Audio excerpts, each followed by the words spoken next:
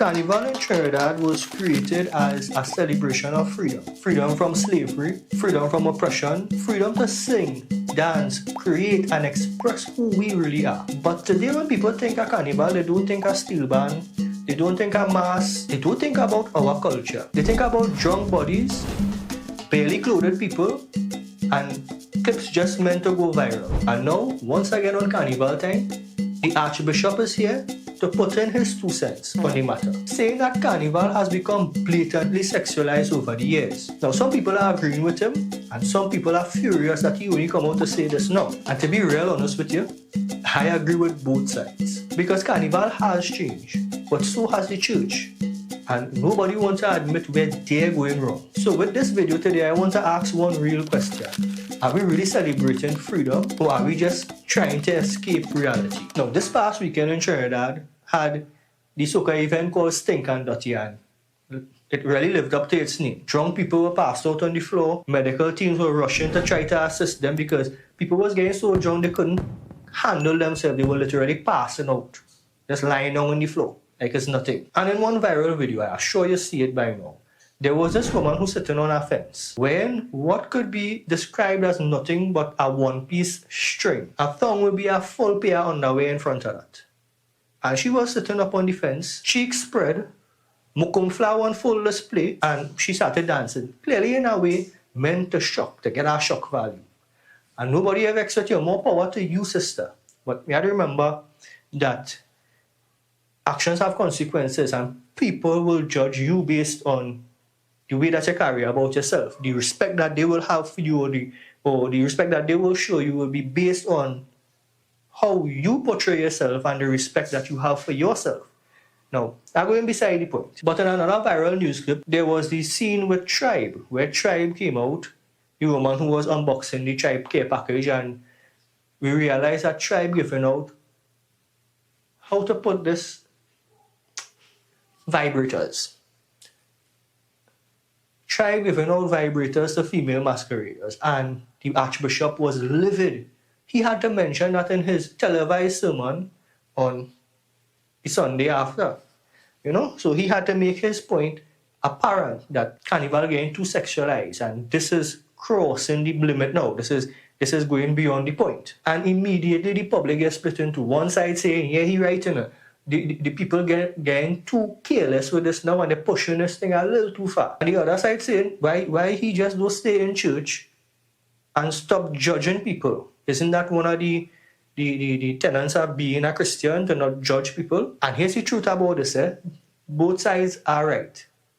Both sides have some truth and some right to them. Carnival was born from resistance, from freedom, from people who had nothing but their spirit and their creativity. It was about music, storytelling, culture, and survival. But now a big part of Carnival is marketed as drink till you forget your life, dress to shock and impress other people only, and do things for like and the camera, not for meaning. You're not there to enjoy yourself.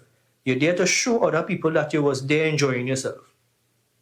That is the inception. And let me be clear, right? This is not about controlling women, this is not about hating fun, and this is not about shame, especially shaming women. This is about asking the question, when does freedom stop being freedom and start being self-erasure? Because think about it.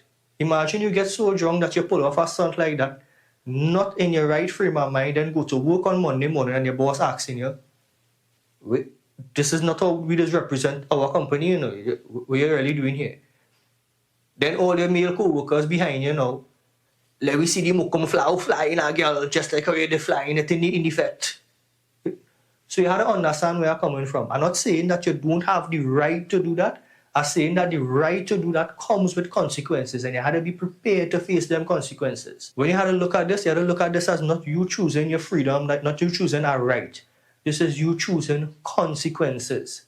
You have to boil it down like that. Because every freedom or choice that you make, every choice that you choose, comes with a consequence, be it good or bad. So you have to weigh out your options and know whether it's working out for you or not. That is all I say. So don't hate me. Remember that you could do whatever you want in the world, but the world will respond to what you show it. That is the reality of things. That's the way how the world is work. Now let me talk about the church. I had a fair amount of problems with religion, God in my past. At one point in time, I was a full-blown atheist, to the point where I was a militant atheist, trying to debunk the existence of God. No, that's a story for our next day. I get past that bridge. And that was due to my battle with cancer and losing my best friend during that time. So that's a story for our next day. But during that time, it became apparent to me just how important God and religion is to most people. Most people can't have a moral compass without proper guidance, without proper rules, without an enforcer saying that, hey, you need to stick to these rules if you want the best out of life. But the church, and when I say the church, I reference on all religion here, right? They do something very dangerous. Instead of trying to guide a lost soul back to the right path, they condemn you. They judge you. They shame you. They try to say that the choices you made for your entire life are the worst things that you ever done. And the biggest issue that people just have with this, right, especially around Carnival time, when the church talking about sexualizing behavior and these kind of thing, is that the church really not in a position to talk about this. You need to fix your own house first before you could go outside and pass judgment on somebody else based on things that are going on in the church. Fix your own house first. And the other reason people only get vexed is because now is the only time that the archbishops or the religious leaders just want to come out to voice their opinion. Carnival time. Murders rampant. Kidnapping rampant. Robbery, rape, everything going on under the sun in Trinidad right now.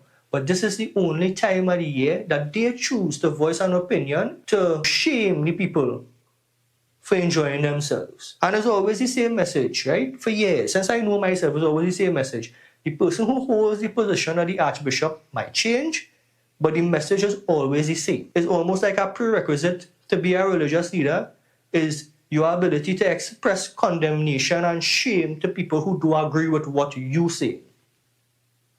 Is that it? Then the same church, the same religious leaders, they want to know why the young people ain't coming, why the young people running away from religion. And let me tell you why. It's because when you condemn somebody for their choices, you make their choices certain. And I hope you understand that. I mean, why would somebody go to a religious institution to seek forgiveness, to change their life, only to be told that the life they're living up until now was a life of shame, a life of disgrace? Why is somebody going to choose that over music, martial, rum, forgetting all your problems, woman on the fence with a piece of string on, mukum flower all in the air? Why is somebody going to choose religion over this? You're giving them a reason to do that? And you know the icing on the cake is, with this whole archbishop religious thing, right, is that is not your job. Your job is not to judge people. That is in your doctrine. That the only person who could cast judgment is God. Your job is to guide people, to administer guidance to the people who choose to be in your church, choose to hear your sermon, and the people who choose to be a part of your religion. Your job is also, if all these people who you talk about in the worst of ways come on Ash Wednesday in your church to partake in church, you have to welcome them. You have to guide them. You have to show them the way of the Lord. That is your job. Your job is not to pass judgment only on Carnival time. The truth is, right? The truth is, both sides have a lot of growing to do. Both sides have a lot of growing to do. Carnival really needs some reflection right now and some thought into the direction that it's heading in.